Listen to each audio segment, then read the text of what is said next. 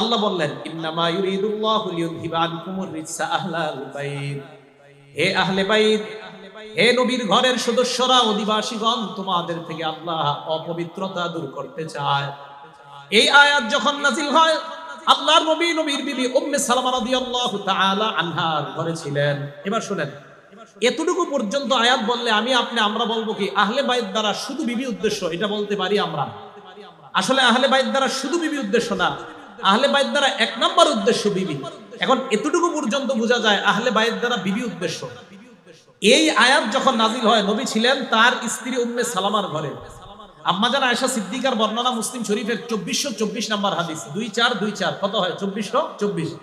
আমাদের মাদ্রাসার পান্ডুলিপি অনুযায়ী মোট হাদিস সংখ্যা হবে 3033টা।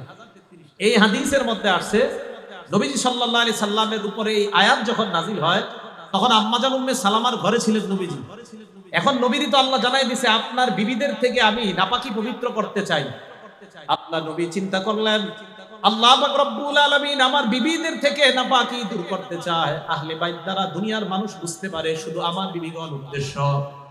খরজা রাসূলুল্লাহ সাল্লাল্লাহু আলাইহি ওয়াসাল্লাম গাদাতান, সকালবেলা আল্লাহ নবী বের হয়, ওয়া আলাইহি মিতুন মুরাহহালুন মিন শারিন আসওয়াদা, নবীজির গায়ের উপর একটা চাদর, এই চাদরটা কালো পশম দ্বারা অঙ্কিত করা সুন্দর একটা চাদর আল্লাহ নবীর গায়ে।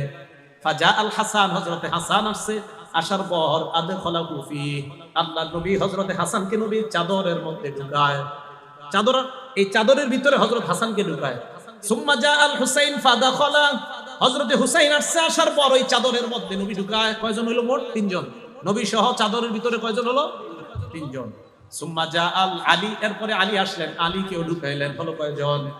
সুম্মা জা আত ফাতিমা, ফাতিমা আসলেন, ফাদখালাহা, ফাতিমাকেও চাদরে ঢুকাইলেন। এখন যারা বলে পাক পাঞ্জাতন, তারা কয় এই 5 জন।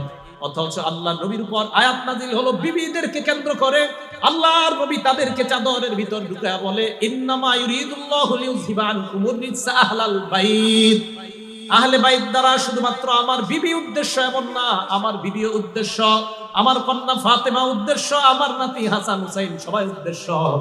আল্লাহ নবী বুঝাইতে চায় কোরআন দ্বারা উদ্দেশ্য আমার বিবি, হাদিস দ্বারা আমি স্পষ্ট করে দিলাম আমার বিবি সহ আমার সন্তান, আমার নাতি নাতি সবাই আহলে বাইতের অন্তর্ভুক্ত হয়ে যায়।